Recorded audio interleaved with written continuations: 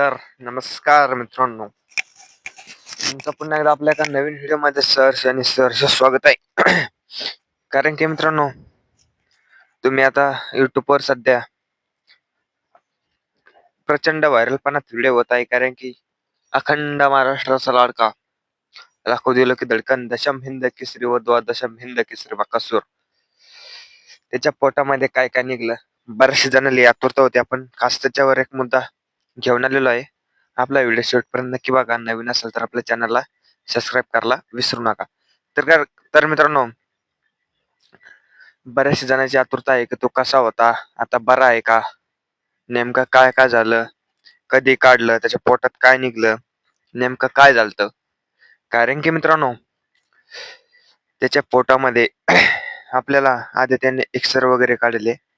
त्याच्यामध्ये मित्रांनो डायरेक्ट त्याच्या पोटामध्ये माती, तसं आपल्याला बारीक बारीक वगैरे असं बरचसं काही आढळलं त्याच्यामध्ये.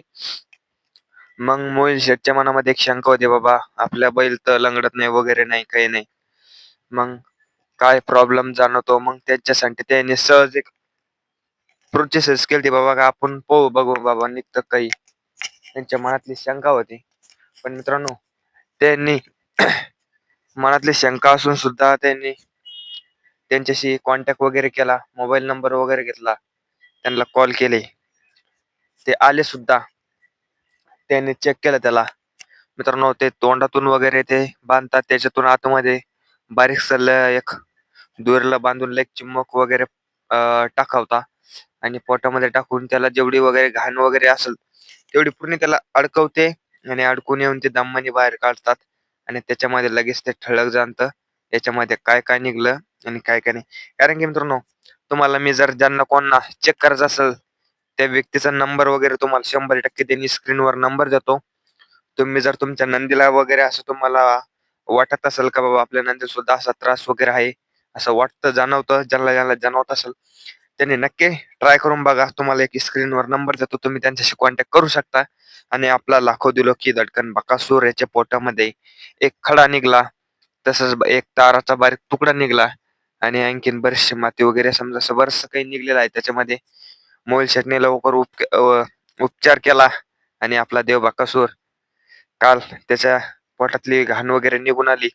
आणि समजा बाबा याच्यामुळे आपल्याला मैदानामध्ये तो पराभव होत होता, पण आता पुन्हा एकदा त्याच जोशात त्याच पद्धतीने लवकर पुन्हा एकदा मैदान गाजवण्यासाठी सज्ज झालेला आहे. तसंच त्याच्या दावणीतलं मित्रांनो, जे दोन्ही नंदी आहे, साम्राज्य, बकासूर, ते दोन्ही नंदीचे सुद्धा मित्रांनो चेक वगैरे केलेले आहे. कारण की साम्राज्याचे सुद्धा चेक केले, वादळचे सुद्धा चेक केले, तसंच महाराजचे सुद्धा चेक केले. कारण की मित्रांनो, जेवढे नंदी आहेत तेवढ्या नंदीचे सुद्धा चेक केले. आणि मित्रांनो, आपल्याला बकासूरच्या पोटामध्ये असं अडकलं, तुम्हाला स्क्रीनवर फोटो वगैरे सुद्धा दाखल, तुम्ही नक्की बघू शकता. आणि ज्यांना कोणाला वाटा बाबा आपल्या नक्की नंदीला सुद्धा असं होईल असेल, त्यांनी नक्कीच मालकाशी कॉन्टॅक्ट करून आपलं नंदी व आपलं बैल लवकरात लवकर एकदा क्लिअर करून घ्या. आणि लवकरच आपल्याला, कारण की मित्रांनो, जे असेल ते काय त्यांची रक्कम वगैरे असेल ठरवेल तेवढे घेईल, पण आपल्या नंदीचा आजार लगेच कळून येईल काय झालं तर कशामुळे झाला. आणि आपला देव बाकासूर आता क्लिअर झालेला आहे. लवकरच आपल्याला एका टॉपच्या मैदानामध्ये दिसणार आणि लवकरच गुलाल करणार. आणि आता त्याच्या नशिबामध्ये, आता मित्रांनो, आता त्याच्या पोटामधलं हे तर निघलं, पण आता त्याच्या नशिबामधलं त्याचं जे नशिबामध्ये कंटिन्यू कड येत आहे, एकदा का ती कड निघली का मग आपल्याला आपला देव बाकासूर कंटिन्यू गुलाल आणि गुलाल गुलालातच दिसणार. मीच अशीच ईश्वरचरणी प्रार्थना करतो की आपला देव बाकासूर लवकर पाहिल्यासारखा जसा मैदान गाजवत होता कंटिन्यू, तसेच मैदान गाजवा आणि लवकर प्रेक्षकांना गुलाल आणि गुलाल द्यावा, अशीच मी प्रार्थना करतो. आणि आपला देव बाकासूर लवकरात लवकर बरा हो आणि पुन्हा सारखा पहिल्यासारखे जाईल ते मैदान गाजो, अशीच प्रार्थना करतो. आणि जर मित्रांनो असेच नवनवीन व्हिडिओ पाहण्यासाठी आपल्या चॅनलला एक सबस्क्राईब करा. कारण की मित्रांनो, तुमच्यासाठी आपण व्हिडिओ घेऊन येत असतो आणि तुम्ही आपल्याला प्रतिसाद द्याल, मी अशीच तुमच्याकडून प्रार्थना करतो. आणि लवकरात लवकर आपल्या चॅनलला सबस्क्राईब करा आणि व्हिडिओ कसा आवडला नक्की कमेंटमध्ये कळवा. आणि बकासूर कोणत्या मैदानामध्ये पाळणार त्याच्यावर सुद्धा मित्रांनो व्हिडिओ टाकवलेला आहे, तुम्ही नक्की जाऊन बघू शकता. महाराज सुद्धा आपल्याला लवकरच्या टॉपच्या मैदानामध्ये 100% पाहताना दिसणार. असे बरेचसे मित्रांनो टॉप टॉपचे नंदी सुद्धा बऱ्याचशा जणांची अशी आतुरता होती की आज विठ्ठल नानाचा तेजा पळणार का. कारण की मित्रांनो आज पेडगाव फाट्यावर एक बैल मैदान पार पडत आहे. त्या मैदानामध्ये आपल्याला आज विठ्ठल नानांचा तेजा कुठल्याही कोणत्याही मैदानामध्ये पाहताना दिसला नाही. त्या मैदानामध्ये मित्रांनो आपल्याला सचिन आणि सुंदर पाहताना दिसला. आज ते पाहण्यासाठी प्राप्त झाले. मित्रांनो सुंदर सुद्धा पहिल्यासारखा जाईल ते मैदान गाजवू लागला. बरेचसे टॉप टॉपचे नंदी पळाले आज. जो चालू सीझनला मित्रांनो चांद पळत आहे.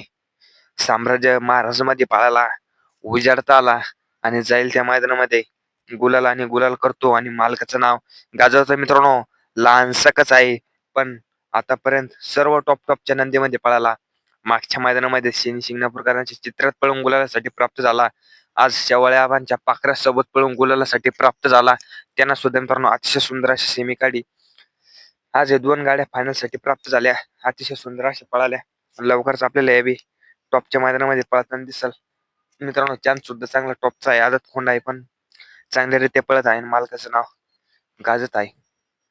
धन्यवाद मित्रांनो.